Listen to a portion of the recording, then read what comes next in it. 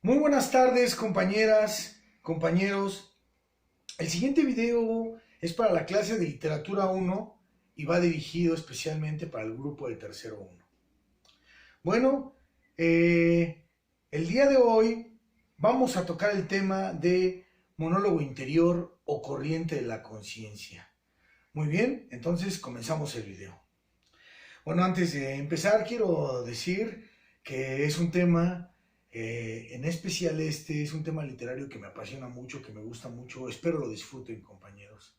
Bueno, el monólogo interior, o también conocido como corriente de la conciencia, es una técnica literaria, es una técnica narrativa, y digo narrativa porque principalmente se utiliza en el cuento y la novela, es una técnica narrativa propia de la literatura moderna. ¿Y por qué de la literatura moderna? Bueno, porque según los estudiosos de la literatura fue inventada hacia finales del siglo XIX y principios del siglo XX. Y siempre, ¿verdad? Sale cuando se habla de ese tema, siempre sale a relucir, bueno, más bien tenemos que sacar a relucir a sus inventores, y ellos son Virginia Woolf, una mujer inglesa, ¿verdad? Y James Joyce, un narrador irlandés, un escritor irlandés. Muy bien. Bueno, pues el monólogo interior o corriente de la conciencia es una técnica narrativa muy innovadora, podemos decir, muy revolucionaria, porque mediante esta técnica el escritor nos muestra la parte más íntima, la parte más profunda del inconsciente del personaje, de un personaje o de un protagonista. Entonces, para empezar a entender un poco de manera sistemática, de manera más ordenada, voy a dar la definición de lo que es monólogo interior o corriente de la conciencia. Es una técnica narrativa mediante la cual el autor trata de reflejar los pensamientos de los personajes de manera directa, dando la impresión al lector de que lo que lee es el pensamiento más íntimo del personaje. Muy bien. Antes de seguir también hay que recordar, ¿verdad? Como antecedente del monólogo interior, habría que decir que estos escritores, estos narradores, se dejaron influir mucho por las teorías freudianas, por las teorías también del inconsciente, las teorías de la psicología que estaban muy en boga en el siglo XIX. Y bueno, lo que intenta reflejar el monólogo interior, compañeros, al momento de estar describiendo, bueno, pongo un ejemplo. Normalmente cuando estamos leyendo una novela, un cuento, nosotros vemos a los personajes o al protagonista y nos vamos enterando de cómo piensa, de cómo reflexiona, pero en base a lo que dice, en base a lo que comenta con los demás personajes, ¿verdad? Es decir, lo oímos hablar. Mediante estos diálogos nosotros nos vamos haciendo una idea de cómo piensa, de cómo se comporta nuestro personaje, ¿verdad?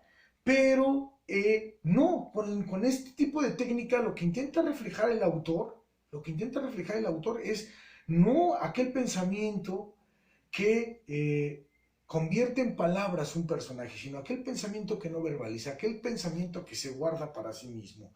Eso sería una especie, por eso se le llama monólogo interior, porque es una especie de plática interior que tenemos con nosotros mismos, y se le llama corriente de la conciencia porque al parecer este tipo de pensamiento cuando se presenta de manera desordenada, de manera caótica. Y vamos a ver por qué. Bueno, pues la psicología, decía yo, que esta técnica narrativa está influenciada mucho por las corrientes psicológicas. Lo voy a explicar de manera rápida con un esquema, ¿verdad?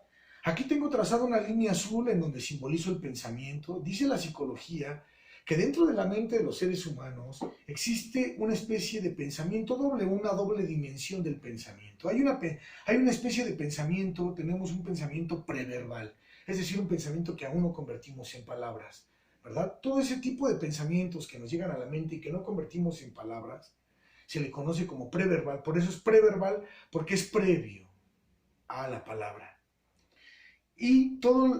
También hay una instancia verbal dentro del pensamiento, ¿verdad? Hay una instancia verbal, es decir, todo aquel pensamiento que nosotros ya hemos convertido en palabras. Por eso puse aquí la instancia preverbal, son las ideas que aún no se han convertido en palabras. Es una especie de diálogo interno que tenemos con nosotros. Por eso recibe el nombre de monólogo interior, sería una especie de diálogo interior que tenemos también con nosotros. Y la otra instancia es la instancia verbal, donde las ideas se han convertido ya en palabras, ¿verdad? Y pongo como punto 2, hay una especie de adecuación lógica. ¿Por qué? Porque al momento de que ya el pensamiento se va a convertir en palabras, debe haber una adecuación, es decir, el pensamiento que yo que tengo internamente, lo tengo que transformar en palabras, pero al momento que lo transformo en palabras, lo tengo para empezar que ordenar gramaticalmente para que yo me dé a entender, ¿verdad? Y en segunda también, tengo que inhibir ciertas palabras que no son correctas. Por ejemplo, les pongo un ejemplo. Imagínense que estamos cenando, o ustedes están cenando con alguien, ¿verdad? Están platicando con alguien, a lo mejor es un restaurante, es una comida, están en una comida y están en una mesa con una persona. Entonces, están platicando con esa persona, pero estarán de acuerdo que no todo lo que hablan, no quiere decir que todo lo que están hablando es lo único que están pensando. No, no, compañeros. Al momento que yo estoy con una persona en un restaurante, en una mesa, compartiendo una comida, todo lo que viene a mi mente no lo voy a expresar, ¿verdad? Hay ciertas cosas que no voy a expresar, ¿verdad? Y hay ciertas cosas que sí, estoy platicando con la persona, pero al mismo tiempo que estoy platicando con la persona, ¿verdad? Y estoy también hablando, al mismo tiempo que estoy compartiendo palabras y estoy dialogando con otra persona, al mismo tiempo vienen a mi mente ideas, ¿verdad? A lo mejor no sobre ese tema, a lo mejor sí sobre ese tema, pero a lo mejor sobre otras cosas de mi vida, ¿verdad? Pero que no voy a verbalizar, que no voy a expresar propiamente. Incluso, por ejemplo, pudiera yo pensar que a lo mejor la persona que tengo enfrente me gusta, ¿verdad? Pero no lo voy a verbalizar, por X o Y razón. A lo mejor también puedo pensar lo contrario, que esa persona me disgusta, que no me cae bien, pero tampoco lo voy a verbalizar. Es decir, el pensamiento verbaliza, el pensamiento, la instancia que ya es verbal, en el pensamiento ya verbal, ¿verdad? El pensamiento, compañeros, aparece inhibido. El pensamiento aparece inhibido, es decir, hay ciertos códigos sociales que no se deben de violentar y entonces yo debo de hablar de manera correcta, ¿verdad? Además, también cuando el pensamiento ya se convierte en palabras, hay una especie de organización gramatical que que sufren las ideas, es decir, hay que organizar bien lo que vamos a decir, ¿verdad? Hay una racionalización de las palabras correctas que tengo que usar para los efectos que quiero lograr. Por ejemplo, cuando le voy a pedir permiso a mi papá, ¿verdad? Para ir a cierta, o a mi madre, para ir a una fiesta, estoy poniendo como ejemplo a ustedes, compañeros, cuando quieren pedirle permiso a su mamá o a su papá para que los dejen ir a determinado lugar, ¿verdad? Por dentro están pensando una cosa, ¿verdad? Ay, ya, me gustaría que me dejara, ay, sí, sí, ya, que se me hace tarde, ¿verdad? Pero al momento que van a hablar tienen que organizar bien y tiene que haber un proceso de racionalización, tienen que pensar qué retórica van a utilizar, qué tono van a utilizar y qué palabras correctas van a usar al momento de pedir permiso. Por eso decía que hay una especie de adecuación lógica y adecuación retórica, ¿verdad? Pero cuando el pensamiento es preverbal, las ideas aparecen desinhibidas.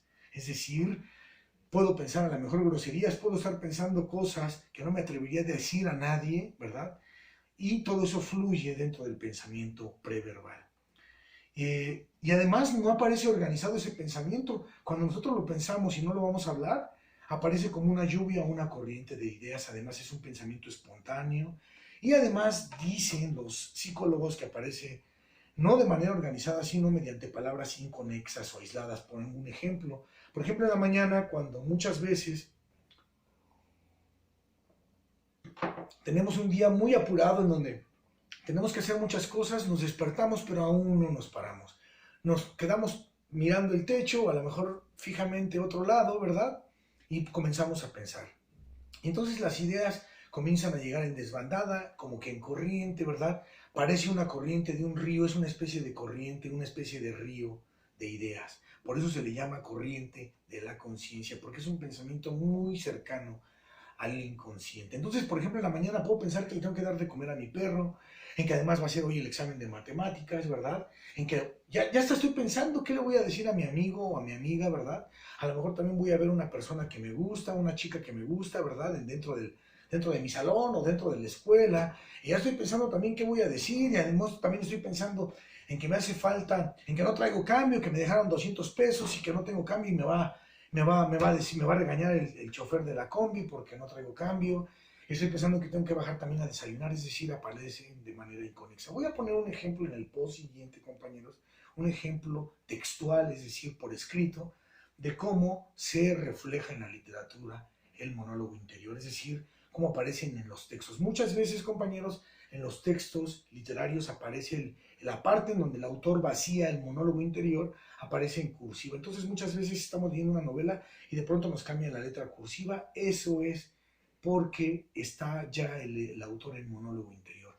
Es fascinante el monólogo interior, por eso decía que me gusta mucho esta técnica, porque de verdad que enriquece la lectura de una novela en donde tú te enteras de lo que piensa el personaje de manera interna.